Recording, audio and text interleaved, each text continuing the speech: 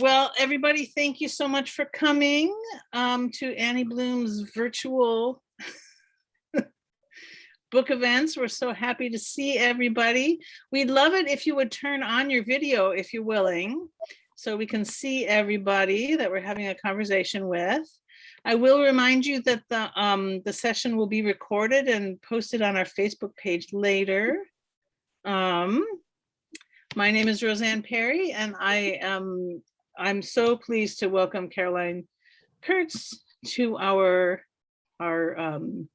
virtual storefront. We have been so grateful that this whole format is possible for book events, and honestly, the funnest part about being a bookseller is having the events, and we especially love it when it's our local authors. And so we've hosted Caroline in the shop before, and we're so happy to have Caroline and Jane here today. And Jane, did you want to introduce your sister? Sure. I'm so pleased to introduce Caroline Kurtz, who will be talking with us and reading from her second book. Caroline and I grew up telling stories to each other in rural Ethiopia. We didn't get a chance to go to school until we were older, like a couple of other people on this call. And so we entertained ourselves by telling each other a lot of stories. And one of the funny stories from our really early childhood is that our dad, I think, taught us the Christmas story. And we were supposed to say it at this little event in Ethiopia. And when we got up there together, there was this moment, and then Caroline confidently launched in and said the whole Christmas story. And our parents were thinking that I was too shy, until then I got my moment and I stepped forward and said, I have the same one. So Caroline and I love stories, even if we sometimes tell the same one and remember it in different ways. So I am going to ask her a few questions about her new book that's coming up, and then we will have her do a reading. And then I'm actually in Boston visiting my daughter, so I'll head off to bed since it's quite a bit later here on the East Coast. And we'll have Roseanne will handle the Q&A for Caroline. So I see a lot of familiar faces out there, and I thank you so much for coming to this. It makes it a lot more fun for an author when people come and celebrate with them. I was curious, and I told Caroline I was going to ask her this question. She has written a book about our childhood together in Ethiopia called Down on Both Sides. And I know when she was working on this second memoir, she, of course, wanted people to have some of the background of her childhood in Ethiopia for the second memoir, but she didn't want to repeat herself, for those of you who have read the first book. And I told her that I was going to ask her to explain to us a little bit about how she juggled that, knowing that she wanted the readers of the second book to know about her childhood in Ethiopia, but knowing again that many of you will have read that book, but not everyone will have. So Caroline, over to you. Well, it is a juggling act. Fortunately, whenever you write something, oh dear, wouldn't you know it, my battery is going low. Hold on just a second. Let me plug in. All right. So while Caroline goes to get that, I will tell you that I have, of course, listened to many, many drafts of this story for a lot of years. I just think it's a fascinating story because it's mostly not about the time of life that she and I shared in East Africa. It's mostly about the time that she went back as an adult and not only taught in Ethiopia at a girls' school that the Presbyterians started back in the 1920s, but also worked for the Presbyterian Church in Sudan. But because Sudan wasn't really a place for a family to live in those years, she and her family lived in Nairobi. And then she would travel into Sudan and do work. Particularly, she was supposed to be doing work with women's empowerment. And then gradually she got the opportunity to help organize a peace conference. And if any of you have kept up with the Sudan, you know that there's been a lot of need for peace conferences since the one that she was part of. But all of that is what she's been writing about. And I used to tell her that the tagline for this book is a person determined to change the world and a world stubbornly refusing to be changed. Okay, so now hopefully you're plugged in, Caroline, and back to you to explain how you dealt with the question about weaving Ethiopia into this second book. Well, what I was starting to say before my computer so helpfully notified me is that anytime you write a book, you write more than you can use. And you have these passages that you love and adore, but you have too many of them. So fortunately, when I finished editing and organizing my first book, I had some lovely passages left that got left out. So for one thing, I could refer to my childhood and use those recycled passages in the second one so that my readers of the second book, if they'd read the first, wouldn't be like, oh yeah, that's what she said, but it would be said in a fresh new way. The trick is that you want to convey to your reader, I know you may know this, if they already do, but you also don't want to make your new reader feel stupid. So, you massage what you say, and you do it kind of with a light touch, and you find different ways to refer back. And it's one of the fun puzzles with a second book. Great. Yeah. Also, while you were getting your cord, I was mentioning that you ended up working with especially women of South Sudan, and that you helped organize a peace conference. And I said we've needed many peace conferences since then. So I know that you're writing about a part of the world that has a lot of heartbreak, but I also know that you worked hard to capture joy in your experience. And I thought you might like to talk a little bit about that, how in the middle of a pretty heartbreaking situation, you still found moments of joy and community, and how you were able to work that into the writing.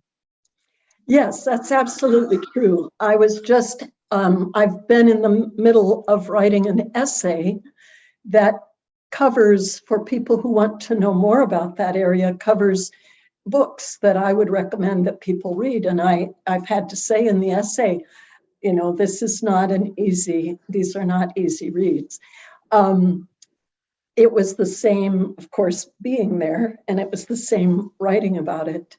What I came away feeling just marveling at is how resilient the human spirit is, and how hope can exist even where you just wonder, what is the soil that this hope is possibly growing in?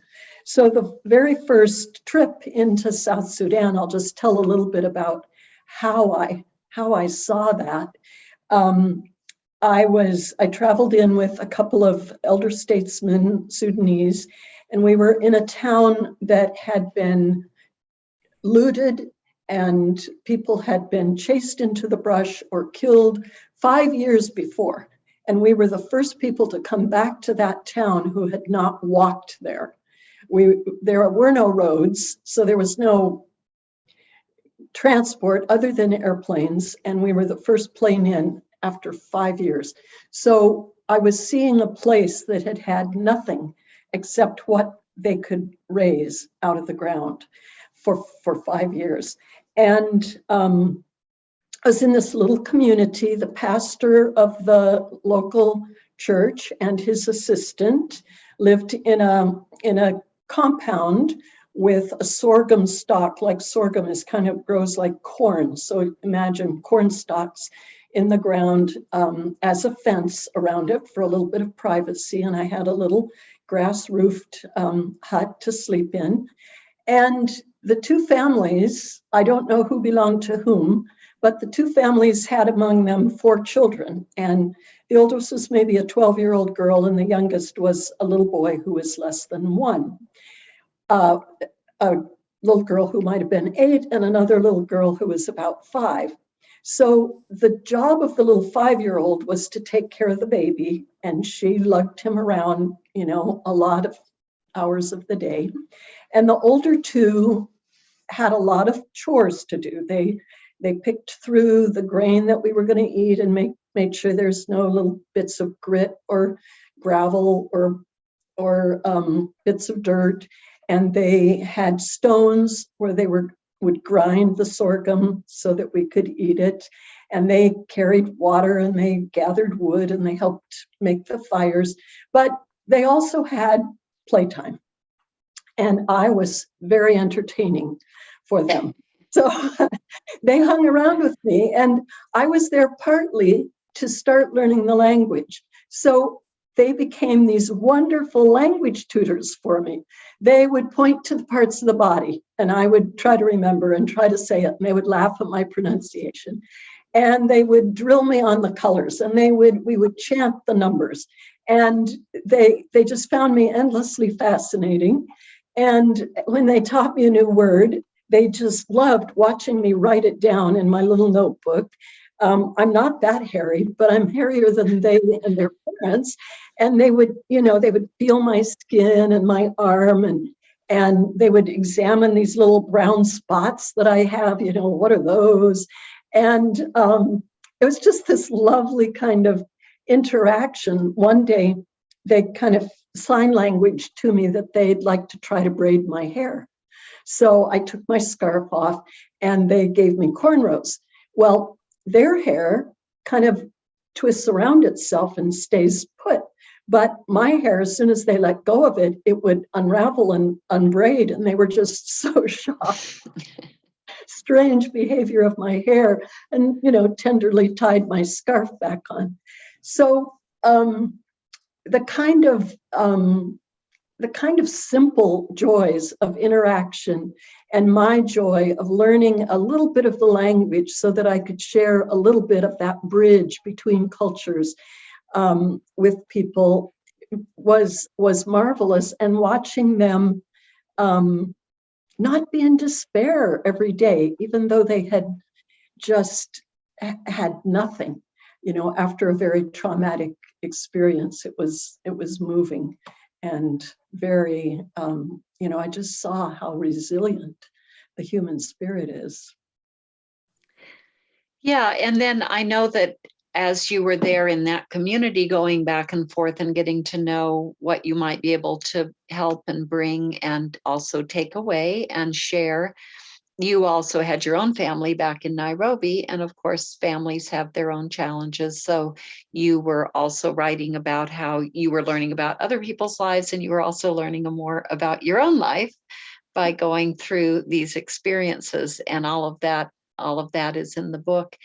I had a couple of other possible questions, but because we got started a little late, and I do want to make sure that you have plenty of time for your lovely audience here to ask questions. I think that, Roseanne, if you agree, I think it would probably be good to go ahead and have the reading and then open it up. Hopefully we've told you enough about the book that you get a sense of the kinds of questions that you can ask Caroline. And again, I've heard her read from it over the years, and some of my absolute favorite memoir writing that she's done over the years is in this book. And she just heard from one of the representatives that was at the Public Library Association in Portland about what a marvelous book it is. So I think you're all in for a treat, both tonight hearing her read, and also as you get a chance to get your books from Annie Bloom's and get them signed and share them with other people.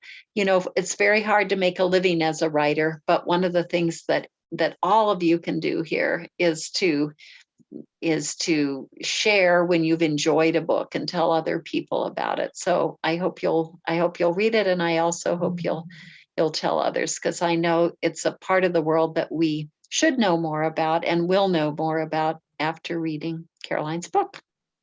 Thanks. Thank you, Jane. Thanks for coming all this way from Boston. It's true, Bye. guys. I gotta say, for all we do as booksellers to promote books, It's word of mouth of our customers that makes more difference than anything. So Caroline, do you have a spot you'd like to read from? I do. I've got to give you a little bit of background because it will be an unfamiliar background for you. The last probably quarter of the book takes place at a people-to-people's peace conference, very deep in South Sudan. The Dinka and Nuers, cattle people, both of them cattle people, live next to each other in this area with fertile and wonderful grasslands and the Nile, available for fishing. But there had been so much interethnic conflict that they had stopped using that very critical land, and it was causing a lot of hunger, and there had been a lot of death and violence. So this conference was planned, and I was recruited to organize finances and transport and food and delegate kits, because we had to pass out utensils, mosquito nets, blankets, all the necessities of life. There was nothing there. And unfortunately, you'll see reference to this, my supplier had left cups out of half of these delegate kits. So here we are in the middle of nowhere with only enough cups for half the people to drink anything with. Mario, who I will introduce you to, was a former commander in the Sudanese People's Liberation Army. And he had left the army to work for peace, and he had recruited a team of a little mini army of peacemakers who built 150 tukels in this area.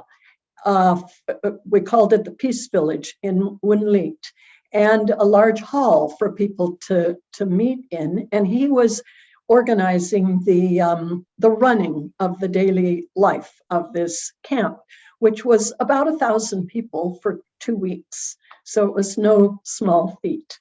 Okay, so here we go. One afternoon, Maria Moore sent a boy of about 8 who spoke English to summon me. My little guide and I wove through the middle of the village, skirting the invisible circles of privacy around the tukels and passing the noisy line of women and boys waiting their turn at the pump. As I entered through his gray curtain, Mario coughed weakly into his hand. I'm worried about you, I said. You've become so thin. I'm not able to eat. He coughed again. He was wasting away. They are going to bring me milk. That will make me strong. Naturally, a Dinka would put his hope in milk. I hoped he was right, and maybe milk was medicine to a Dinka. I said, I could put you on the first flight with Bill and the Sudanese observers, get you to the hospital in Loki. I'm the only one who can distribute, otherwise there will be fighting. He was talking about the bundles of used clothes and the bags of salt and sugar we'd brought on that last flight as payment for the women and boys waiting in the waterline, building fires, cooking for the delegates. Nilotics are notorious for fighting over goods like that unless someone with unimpeachable credentials distributes them. Mario shifted, closed his eyes. The delegation from Tweech, they are asking to be transported home by truck. I cannot do that. You must arrange a flight.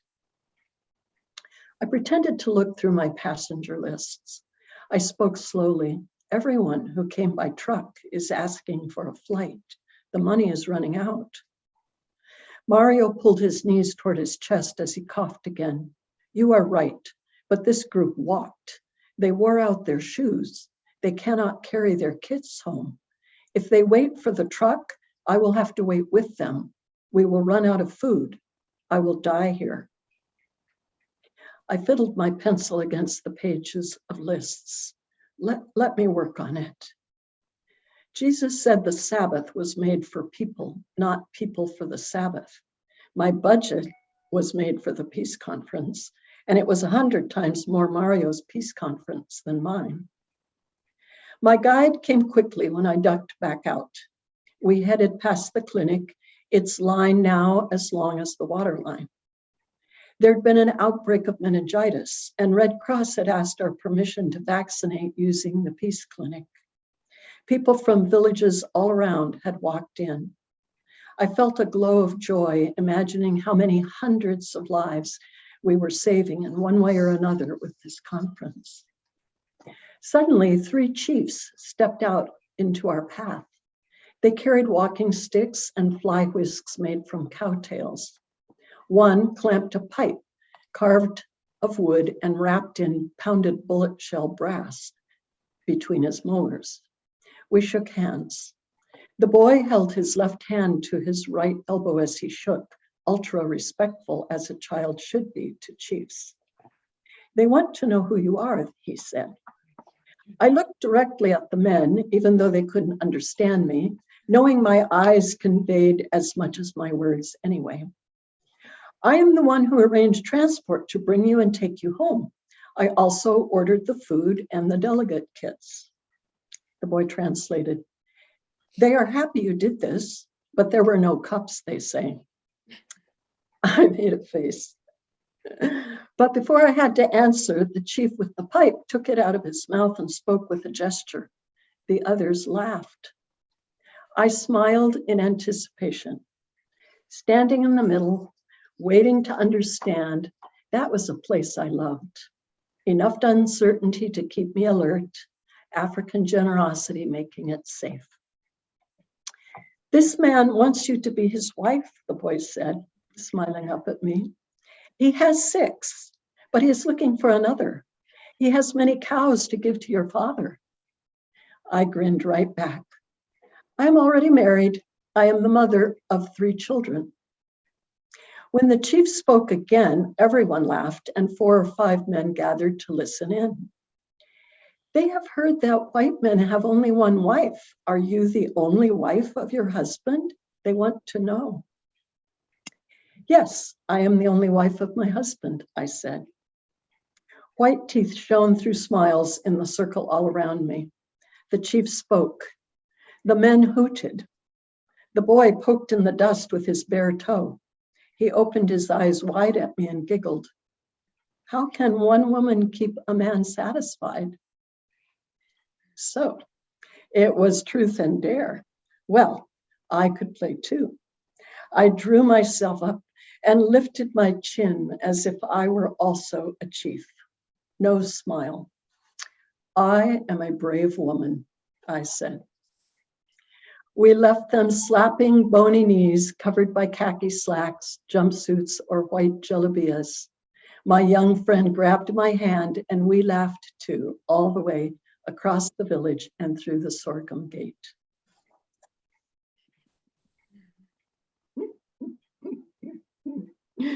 As many serious things as there are in any book about South Sudan, I thought it would be fun to share with you one of my favorite funny community moments. That's great, Carolyn. Thank you so much for sharing that one. Boy, humor, and I mean, it helps almost everything, but especially in those moments, yeah, it can be a lifesaver, I think. So here's how we can go. There are a couple of ways to do this. I am going to open up my chat screen on the side. And so if you want to just type in your question, I'll ask questions from the chat box. If you would like to ask your question in person, which is more fun if that works for you, if you look down on the bottom of your bar, you should see a reactions area there on all the way to, it's probably on the right side for you. And there's a raise hand thing. You can do that, or you can just, like raise your own hand, and I'll go ahead and call on people. I am going to call you the name that is on the little box on your screen. So if that's not your name, you could change it, or you could have a sense of humor about the name I call you. So, but let's go ahead and get started. Does anybody have a question for Caroline?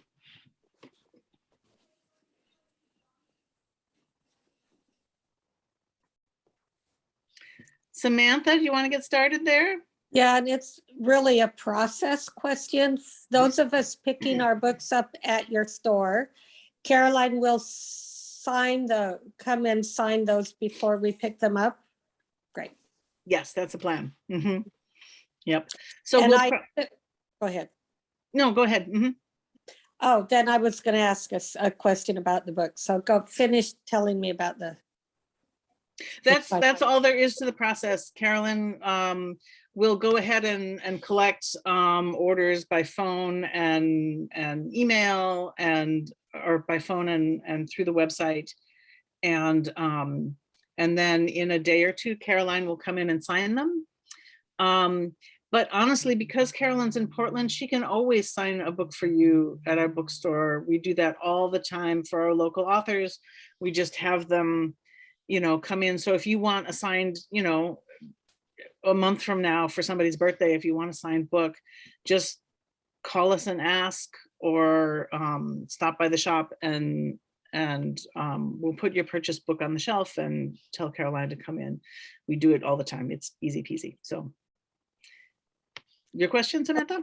And then I suppose I need to wait and read. I have pre-ordered through Annie Bloom's. I suppose I have to wait and read what happens to Mario. He made it.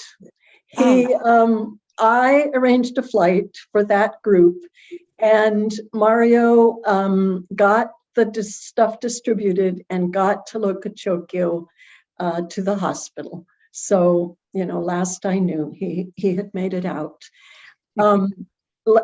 Just in I don't know why it popped into my mind with your question, but one of the groups that I got a flight out for, it wasn't that group that had walked, but it was the group that went just before them, which is probably why it popped into my mind.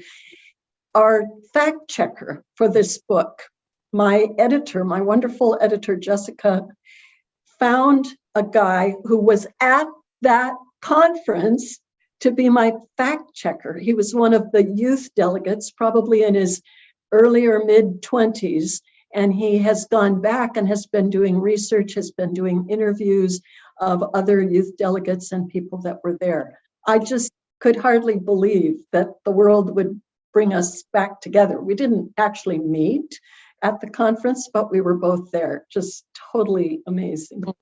Wonderful. The lengths copy editors go, I gotta say, I have been dazzled. I had a little phrase in Estonian in a book of mine once, and my copy editor called up the Estonian Lutheran Church of New York and said, "Is there anyone there?" Just asking, and sure enough, she got a translator. It was great.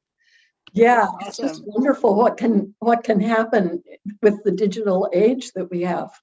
Exactly, connections that who would have thought they'd be possible. Right. Okay, so who has their hand up now? Somebody does.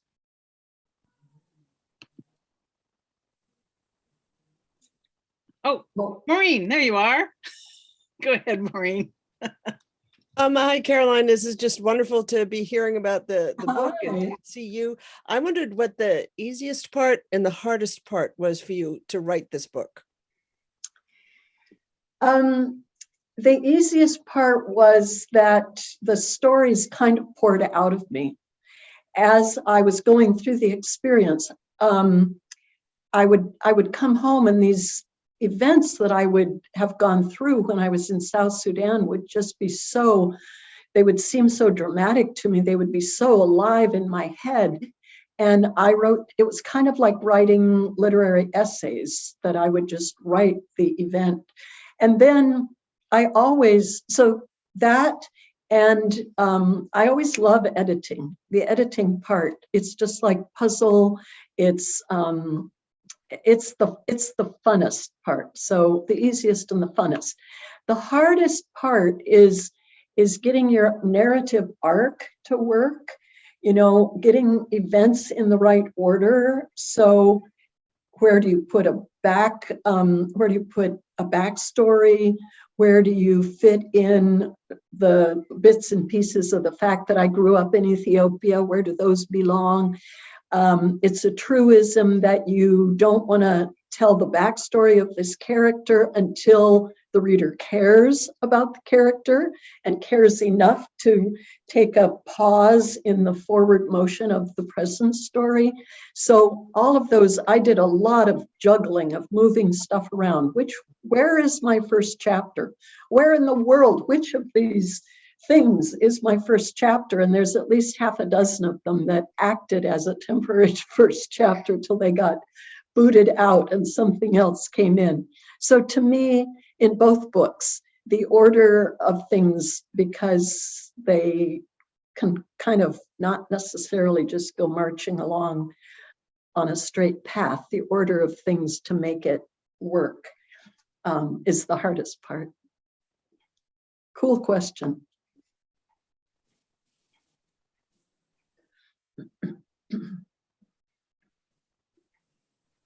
Oh, Shannon, go ahead.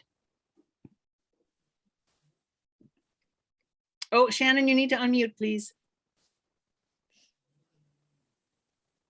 Okay, yes, hello, Carolyn, and I was just Hi. interested, I was just Wow. interested, and I'm calling from Florida, so I'm doing Right. in Florida, so it's late here too, but I wondered, does this latest book include information about your project in Maji, your Maji development project? It doesn't. It doesn't, because it ends before I came back to the United States. I do have a little bit of whatever you call it, backstory. I've got a little bit of forward story, but not that much.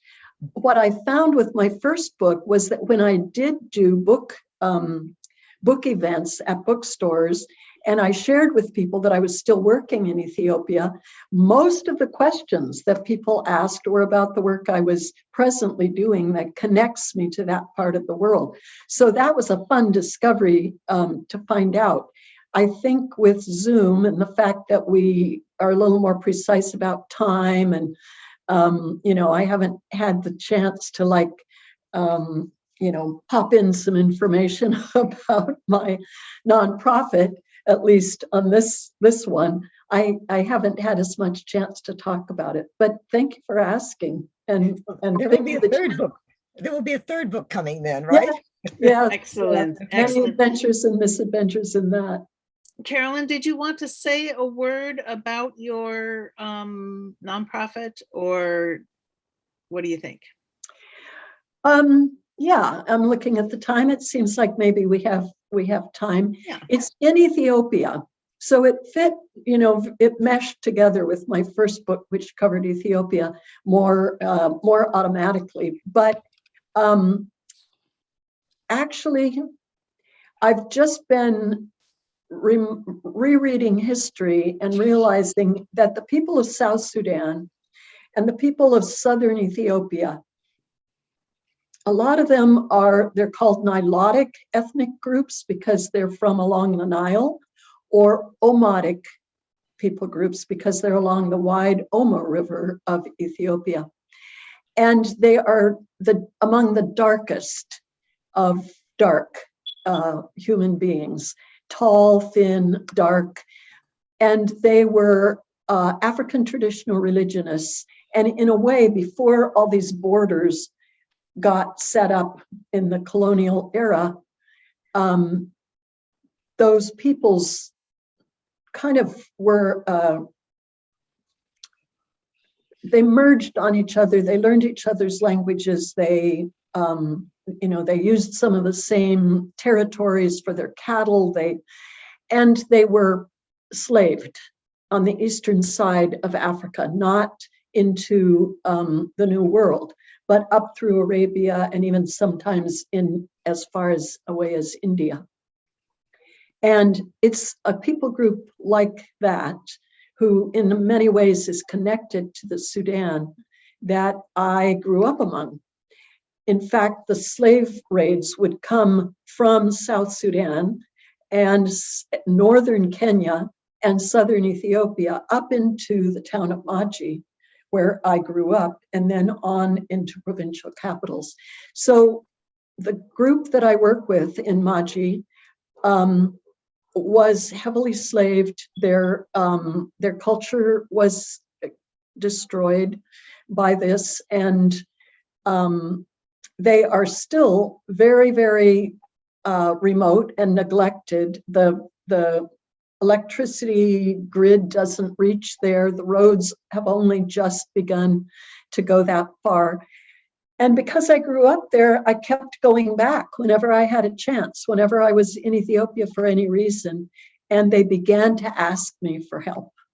So that truism that if you show up, things will start to happen, happened for me there. I had no idea or intention of starting a nonprofit, but I've started a nonprofit that has brought in solar energy because there is no other source of energy, and is doing some women's work, and water, clean water is a huge need.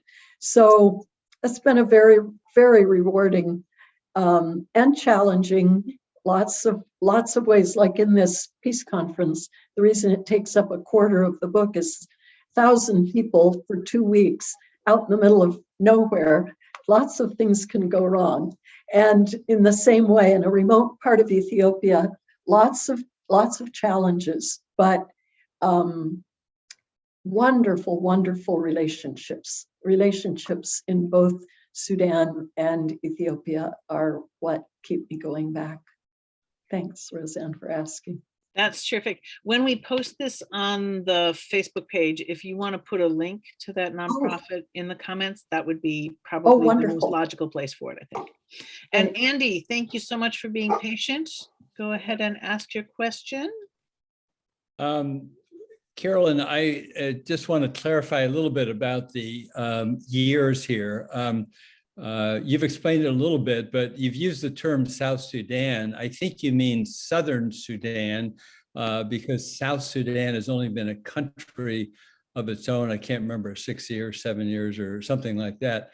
I wanted to ask if you knew Tom Katena, who is a doctor that's working in the Sudan in I think the southern part, so it might be a similar area. He's quite a remarkable person that's been nominated for the Nobel Peace Prize a number of times. And then I also had the questions about when you started the project there in Ethiopia to bring the water and electricity to that area. Thank you. Okay, I don't know the men you mentioned. This peace conference was in '98, I believe. And you're right that it wasn't a separate country, South Sudan, yet, but it was called South Sudan a lot. There was a border that was considered the border of North Sudan versus South Sudan. And it was referred to maybe with lowercase s's. But you're right, the two countries became separate in 2011. So that was 15 years after I was there. When I was there, the civil war was still raging between the North and the South. And the Southerners had had a mutiny and had in the South Sudan. So even, for example, South Sudan People's Liberation Army had a mutiny and a terrible falling out. And so there was South-South fighting in the middle of North-South civil war. The UN called it a nested conflict. And this was when that was all still going on. So the peace conference was a South-South peace conference between Dinka and Nuer. No warlords were there, no politicians were there. It was chiefs and youth delegates and women delegates, which was kind of an unusual thing. So I've been gone for a long time, and I was able to go into places that were pretty far east, near the Ethiopian border, because that's where the Presbyterian missionaries had originally been, and they had worked among the Nuers, and I was working with the Nuers. The Dinkas tended to be more central Southern Sudan, and then other ethnic groups were mixed in. I started my nonprofit in kind of 2016, 2017, after going back a number of times with Presbyterian Frontier Fellowship to guide and get reports, oral reports on churches here in projects with churches over there, and kind of acting as the bridge person. Was that your question, when? I have to unmute again. Yes, that helped a lot. Thank you very much. Yeah, you're welcome.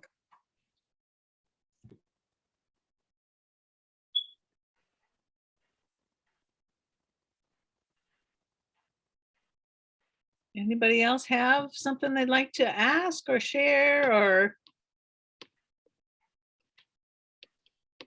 When we were in Kenya, my high school age son went on a field trip to a tea plantation, and the Kenyan guide that was taking them around the tea plantation, all these high school kids that are acting shy and don't want to speak up and make a fool of themselves, and this Kenyan guide would say, "Ask me a question, ask me any question. Ask me, when do we harvest the tea? Ah, what a good question. We harvest the tea." I'm going to say, ask me a question, ask me any question, ask me how the conference ended up. How did the conference end? Yes. How did it end? That conference was a really dramatic example of how cultures differ. There have been all kinds of conferences, peace conferences, that had been tried all over the South, between groups, all over the North and South, and none of them ever held. But they were Western style peace conferences with Western style negotiations and conversations and negotiators and so on and so forth, politicians and such. This one was brilliantly conceived of by a Presbyterian pastor who had been in South Sudan working previous to us, who realized that for peace to hold, it had to feel like peace used to be made in the years when there would be cattle raids and there would be accidental deaths and there would be flare-ups between these groups. And there were traditional ways of making peace and compensating spiritually, having redemption, and compensating socially. And he realized that without that kind of a feel to it, it would never hold. So that's why there were so many people, and that's why it took so long. But it held. That peace that was made in Wunlied held through the beginning of the country's history, which was 15 years later. And in fact, not long after the conference, there was a rogue commander who came through, a rogue Dinka commander who came through raiding a Nuer village, and the Nuers ran to these villages that had been at the conference, and the Dinkas in those villages gave them protection. I mean, it was really incredible, the level of peace and collaboration that was made on the ground between the peoples in that area. So actually you can look it up on Wikipedia. Once you get the book, you can see the name of the town, Wunlied. You can look it up, you can see pictures. One of the observers that we had was a photographer from the Washington Post, and a journalist from the Washington Post wrote an article. You can see pictures of these chiefs that I talk about, and pictures of the white bull of peace. It is not the dove that brings peace in South Sudan. They are cattle people. It's the white bull. So, it was pretty cool. It was a historic thing. And I think that's why my fact checker has been back in that area, writing up some of that history. He checked my facts. They were accurate as far as he and I knew. And he wrote and thanked me for writing up the story of that peace conference. So you'll see excerpts from the speeches of the chiefs to each other, and a whole variety of things. You'll get a real taste of Sudanese culture, and very, very interesting process of making peace. Awesome. That's great. Susan, I see you have a question. Go ahead. Unmute first. There you go. You need to unmute. Okay, I was There you go. unmuting in the wrong place. Caroline, talk about where the title comes from. Oh, thank you. Yes, the title comes from one of the chiefs at the peace conference. Like I said, in a situation like that, there's a lot of room for mistakes, and I made several of them. And one of them kept me and the last Nuer delegation in Woonly after everyone else left. So we're in enemy territory, and everybody else has left. The conference is over. So I went to the chief and I asked my friend to take me and translate for me, not the little 8-year-old boy, but another friend. And he took me to the chief, and I apologized for my goof. And that's what he said to me, because we would be leaving tomorrow. And he said, today is tomorrow. We came here to make peace. That peace is worth a great price to us. Today is tomorrow. We are home. And I just felt totally exonerated. I thought, what grace. He didn't even sound reproachful. He was just so gracious. Wow. That's amazing. Guys, we technically have 5 minutes left, but because I had a little password problem signing us on at the very beginning, so let's go ahead and extend an extra 5 or 7 minutes since we started a little bit late. But if you're sitting on a question, now would be the time to ask. And if you don't want to raise your hand, you can type it into the chat if you'd like. But Chris, go ahead. You can be next.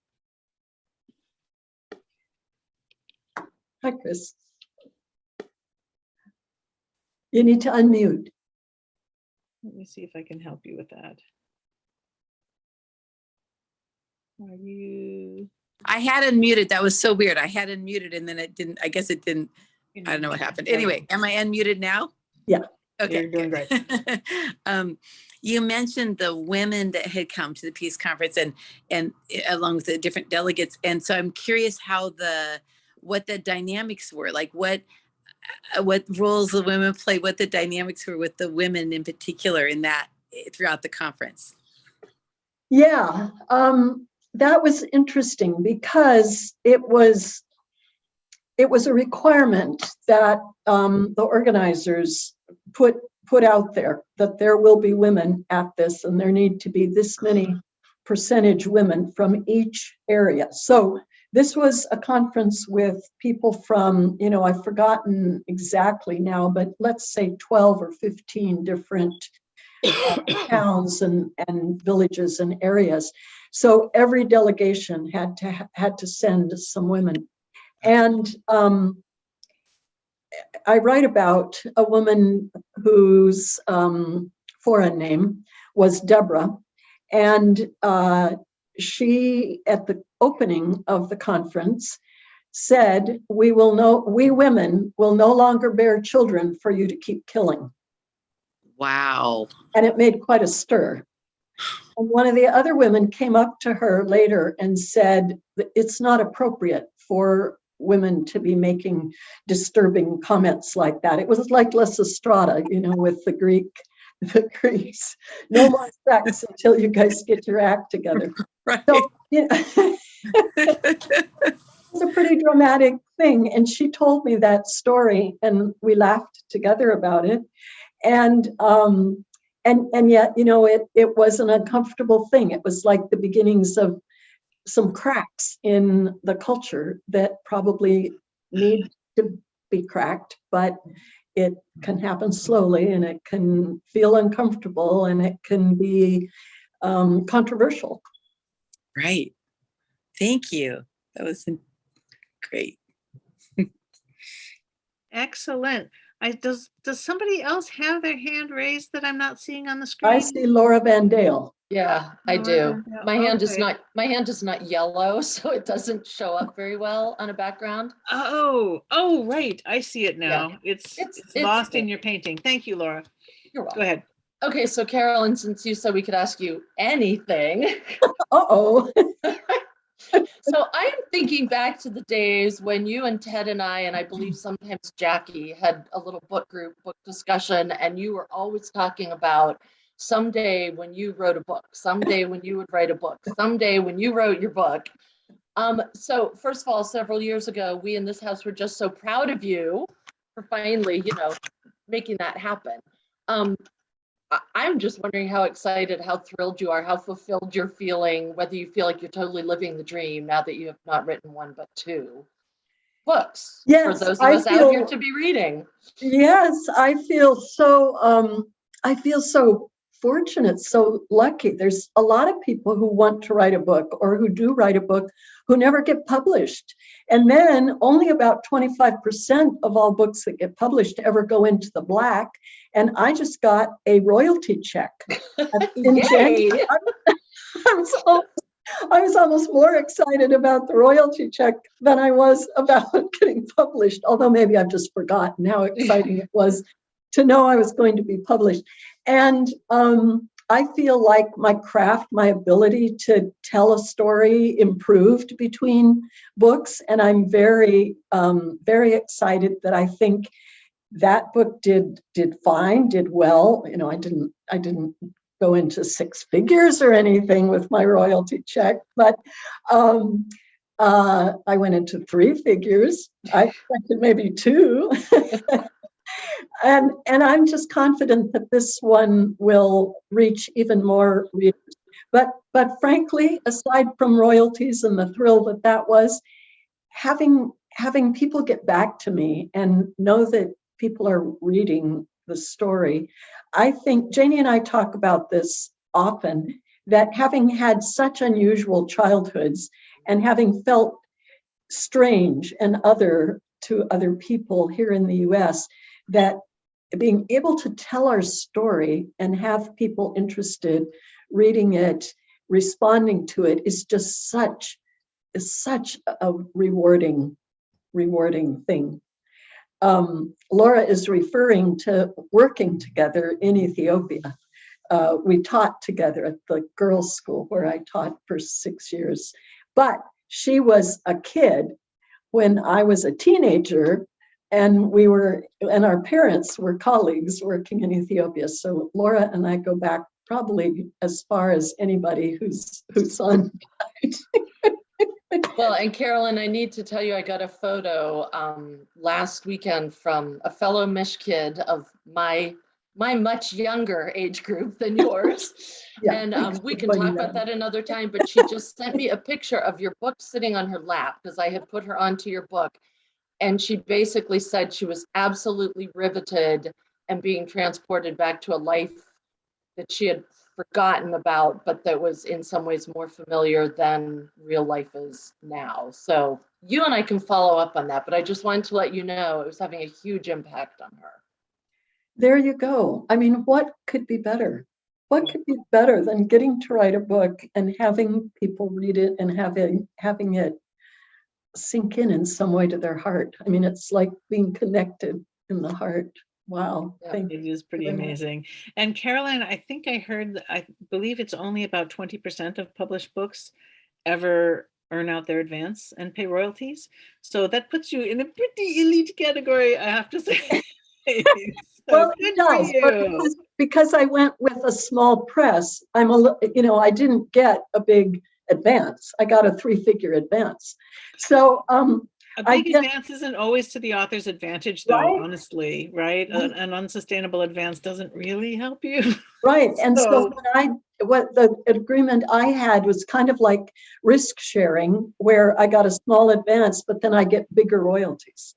Yeah. So I kind of cheated, but still, I'm very pleased. Yes, that's awesome. That's really awesome. We have time for one more question, I think. Does anybody else have something they want to ask? Ooh, David Phillips. There you go. This Can is you so fun. unmute there? Can I unmute you? You have to hit the unmute button, hun. There you go. Go ahead. Oh my goodness.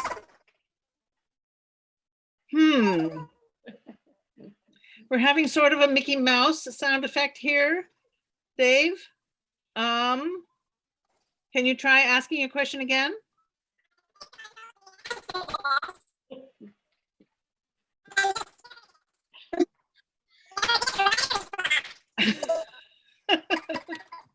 Your voice Dave, your does sound like microphone is on a different speed than the rest of us are listening to, but here's, I think, a workaround. If you go down to that bar at the bottom, there's a chat box.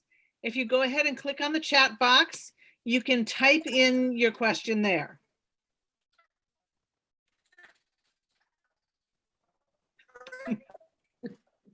Want to give that a try?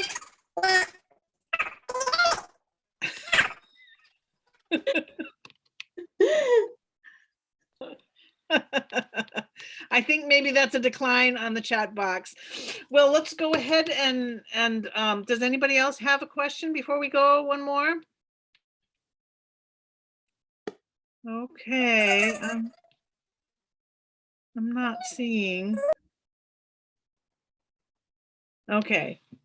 Well, thank you everybody on behalf of Annie Blooms for showing up for Caroline and her beautiful book.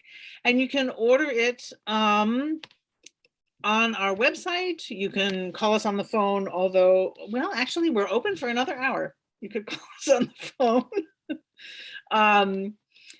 Or order it from our website, or stop in the shop if you're local in Portland. But I mean, one of the things that we love about these virtual events is that people can come from so far away. And I know many of you have stayed up really late to do this. And so thank you so much. Your being here is what has kept Annie Blooms in business for 42 years. If you were not here, we would not be here. And so we're very grateful for your support of our local authors. You can stay and hang out and chat a little bit if you would like for a few more minutes, but I am going to go ahead and turn off the recording now. Thank you everybody for coming. Thank you. Thank you. Thank you, Carolyn.